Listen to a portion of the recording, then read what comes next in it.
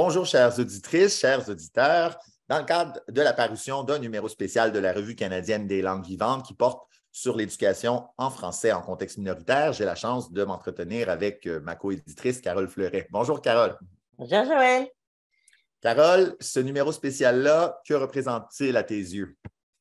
Il a plein d'innovations. La première, c'est que justement, pour donner envie à nos lecteurs et à nos lectrices d'aller lire plus en profondeur et de découvrir des avancements de la recherche en ce qui a trait au français en contexte minoritaire, nous avons tenu des entrevues avec les 5 auteurs de ce numéro, ce qui est quelque chose d'extrêmement novateur. Et puis, l'idée aussi de ce numéro, c'est d'être dans la poursuite du livre que nous avons co-dirigé ensemble, d'ailleurs, ce merveilleux collectif sur la didactique du français et du plurilinguisme en contexte minoritaire.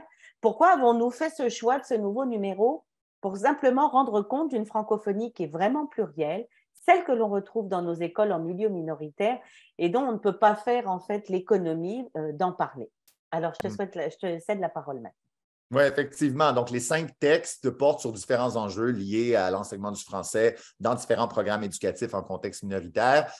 Et ce qui revient dans plusieurs des textes, c'est l'importance de la prise en compte de la diversité linguistique, que ce soit par des dispositifs didactiques novateurs, notamment dans le texte de Martine Cavana et d'Émilie Lavoie, qui porte, lui, sur un enseignement de l'écriture qui repose sur des pratiques pédagogiques culturellement durables, que ce soit dans le texte de Mélissande Trottin, qui porte sur l'utilisation de la littérature biplurilingue dans les écoles de langue française en Ontario. Tous les textes convergent en ce sens qu'ils mettent en avant la pertinence et l'importance sociale d'une prise en compte féconde de la diversité linguistique dans nos écoles.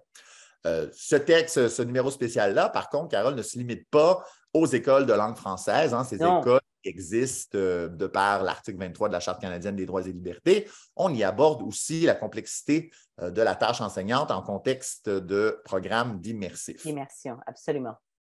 Donc, on ouvre quelque chose de nouveau, c'est ça, effectivement. Oui, donc c'est cet arrimage, finalement, on met en dialogue dans ce numéro spécial-là des auteurs qui s'intéressent autant, d'une part, à l'éducation de langue française en contexte minoritaire dans les écoles francophones, que des auteurs qui s'intéressent, quant à eux, à la tâche enseignante, à la profession enseignante, mais en contexte d'immersion. Et ça nous permet, en quelque sorte, de mettre en évidence des similitudes et des différences en lien avec chacun des contextes éducatifs. Alors voilà, nous espérons vous avoir donné envie d'aller vite regarder et lire ce numéro spécial.